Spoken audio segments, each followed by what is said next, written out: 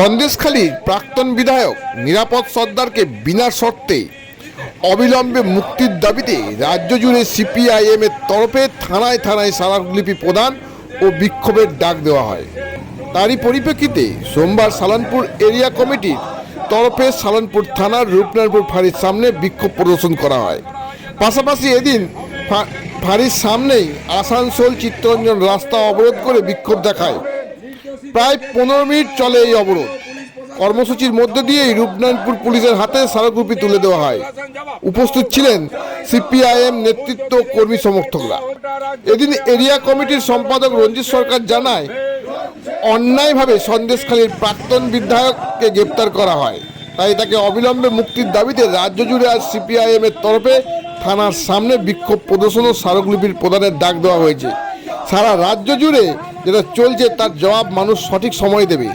সন্দেশখালীর ঘটনায় রাজ্যের মানুষের চোখ খুলে দিয়েছে। গ্রামাঞ্চল শিল্পাঞ্চলের খবর, ব্যুরো রিপোর্ট। তৃণমূলের গুন্ডাদের অবিলম্বে গ্রেপ্তার করতে হবে। সন্দেশখালী সহ সারা রাজ্যে তৃণমূলী গুন্ডাদের অবিলম্বে গ্রেপ্তার করতে হবে। সরকারের অবিলম্বে মুক্তি চাই। নিরাপদ সরকারের মুক্তির দাবিতে সিপিআইএম লড়ছে, লড়বে। মহাপুরের সম্মান বিক্রি করছো কেন তৃণমূল কংগ্রেস?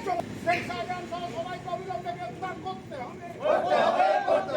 ইনকলাব জিন্দাবাদ।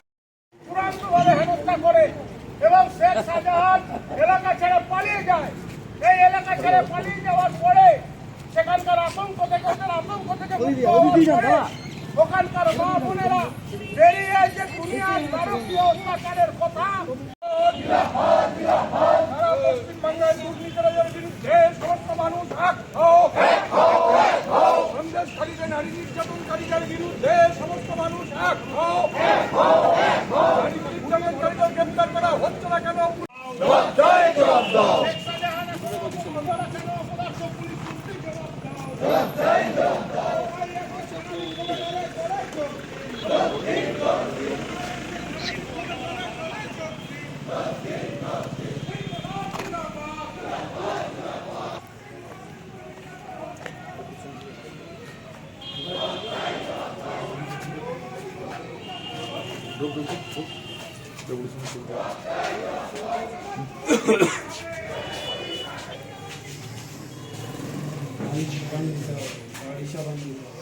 গোটা রাজ্য জুড়ে গতকাল কেন 2-4 দিন ধরে যা ঘটনা ঘটছে, পাশাপাশি এই প্রশাসনের কাছেও, এই সালানপুর ব্লক প্রশাসনের কাছেও, মানে আপনাদের পুলিশ প্রশাসনের কাছেও একটু তাকাও। দিকে দিকে মা মেয়েরা কাঁদছে কেন? পুলিশ প্রশাসন জবাব দাও। মা বোনদের ইজ্জত লুটে শাহজাহান কোথায় গেল? পুলিশ প্রশাসন জবাব দাও। জবাব তোমায় দিতেই হবে। জবাব তোমায় দিতেই হবে। শেখ শাহজাহান এখন অপরাধ কেন? পুলিশ মন্ত্রী মমতা ব্যানার্জি জবাব দাও। শেখ শাহজাহানকে ছাড়ো। পুলিশ তুমি উর্দি ছাড়ো। গোটা রাজ্য জুড়ে একটা দারুণ প্রতিক্রিয়া হয়েছে, একটা প্রতিবাদের রাস্তা, প্রতিরোধের রাস্তা। আজকে এটা শুধু সন্দেশখালী দেখলে হবে না, গোটা রাজ্যটাই সন্দেশখালী হয়ে আছে।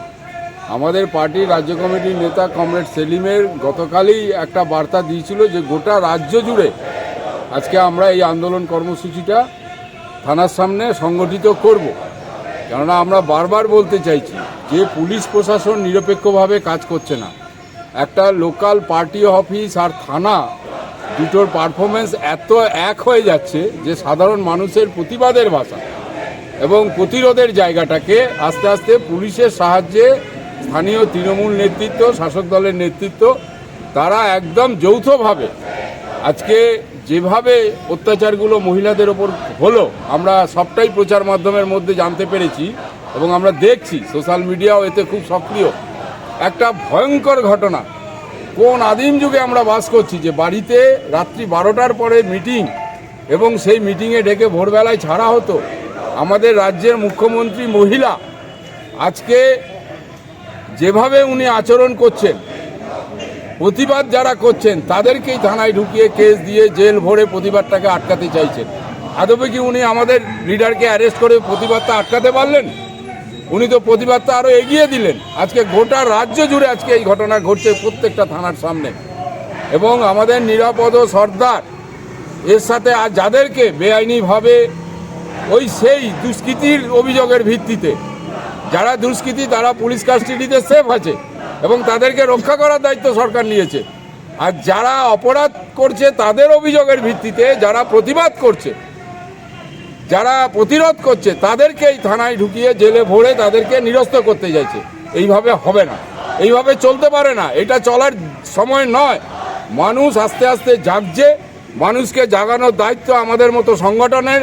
এবং মানুষ যখন কোণঠাসা হয় কিভাবে তার প্রতিবাদ করে, এই সন্দেশখালী তার প্রমাণ। গোটা রাজ্যটা সন্দেশখালী হয়ে আছে। স্বাভাবিকভাবেই এই প্রতিবাদ চলবে এবং আরও তীব্র হবে। পুলিশকেও কিন্তু সঠিকভাবে আমরা সেই জায়গায় সতর্ক করতে চাইছি।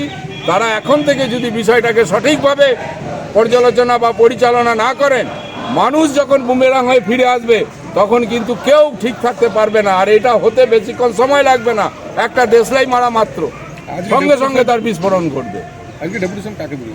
আজকে আমরা লোকাল থানাকে দিলাম, লোকাল থানা আইসি সালানপুরকে অ্যাড্রেস করে আমরা বাড়িতে এসে দিয়ে গেলাম। এখন দেখা যাচ্ছে রাস্তায় অবরোধ চলছে। রাস্তায় এই আমরা একটা প্রোটেস্ট অবরোধ, এটা শর্টলি ছেড়ে যাবে, এখনই ছেড়ে যাবে। আমরা রাস্তা আটকানোর বোর্ড উদ্দেশ্য নয়, মানুষকে জানানোর উদ্দেশ্য। আপনার নাম আর পরিচয়? আমার নাম রঞ্জিত সরকার, এখানকার এরিয়া কমিটির পার্টির সম্পাদক।